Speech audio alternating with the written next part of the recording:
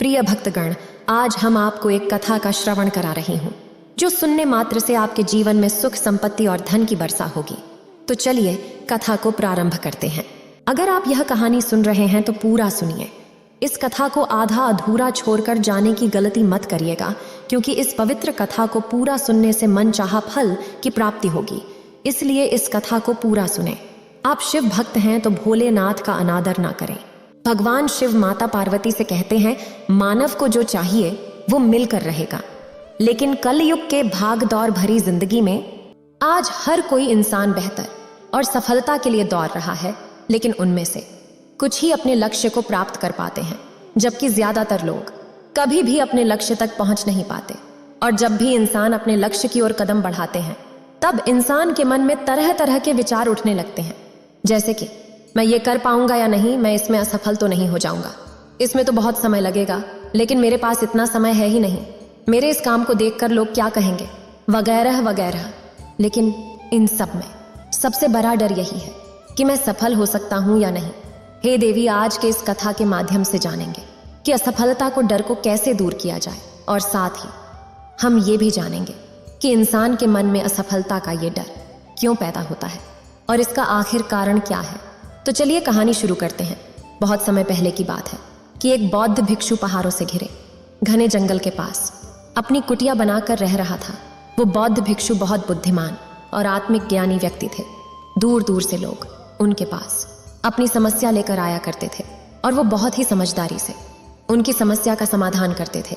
एक दिन वह एक पास के गांव में चावल लेने के लिए गए, और जब वो वापस लौट रहे थे तो रास्ते में एक युवक ने उनको रोक लिया और कहता है, हे महात्मा, मैंने सुना है कि आप किसी भी समस्या को बहुत ही समझदारी से सुलझाते हैं, और मैंने कई लोगों से आपके आत्मज्ञान के कई किस्से भी सुने हैं।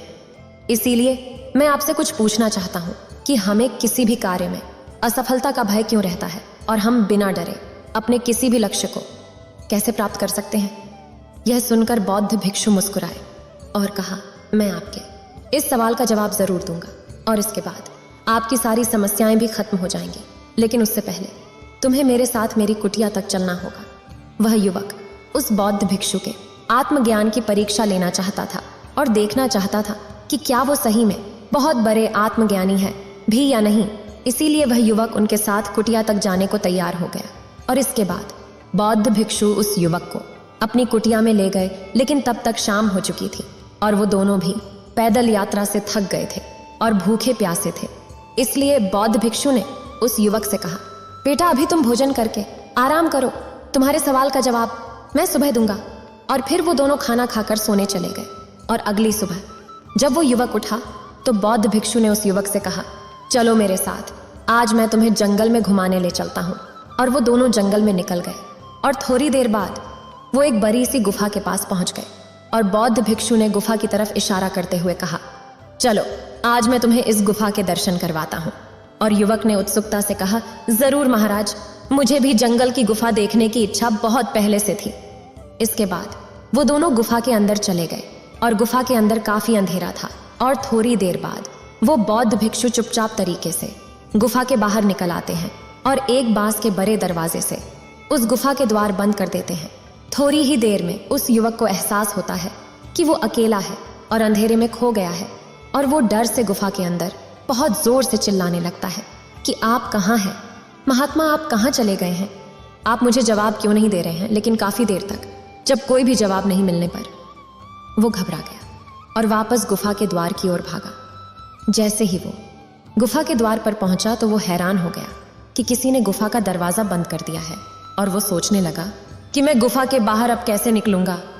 अब वो उस अंधेरी गुफा में बिल्कुल अकेला था, बहुत डरा हुआ था और परेशान था। वो सोचने लगा, क्या वह बौद्ध भिक्षु ने उसे मारने की कोई योजना तो नहीं बनाई थी।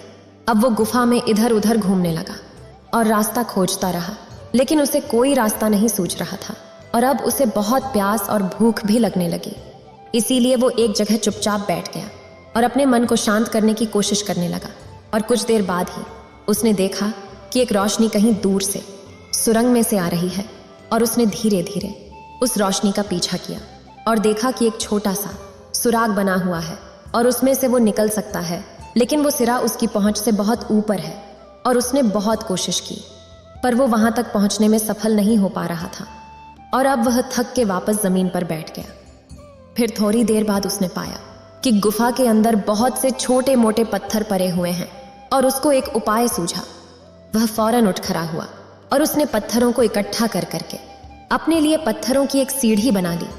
उस समय उसने अपनी सारी भूख प्यास भुलाकर अपना सारा ध्यान एक ही जगह केंद्रित किया और वो उन पत्थरों पर चढ़ के उस छोटे से सुरंग तक पहुंच गया। और जैसे ही वो ऊपर चढ़ा तभी अचानक उसने देखा कि वो बौद्ध भिक्षु भी वहां खड़े थे और उसको अपना हाथ बढ़ा रहे थे। फिर युवक बौद्ध भिक्षु का हाथ पकड़कर तुरंत गुफा से बाहर निकल आया और वो जैसे ही बाहर निकला वह उस बौद्ध भिक्षु पर गुस्से से चिल्लाने लगा, क्या आप पागल हो गए हो? आपने मुझे इस अंधेरी गुफा में अकेले को छोड़ दिया और आप खुद बाहर आ गए। क्या आप जानते हैं कि मैं कितना डर गया था और मैं कितना प्यास से तड़प रहा था? तब वह बौद्ध भिक्षु ने मुस्कुराते हुए कहा, शांत हो जाओ मेरे बच्चे, लो पहले पानी पियो। युवक ने तुरंत थोड़ा पानी पिया और शांत होकर फिर कहा, हे महात्मा, मुझे अपने गुस्से के लिए क्षमा करें, लेकिन मुझे बताएं कि आपने ऐसा क्यों किया? तब बौद्ध भिक्षु ने उस युवक से कहा, बच्चे अब मेरी बात ध्यान से सुन लो।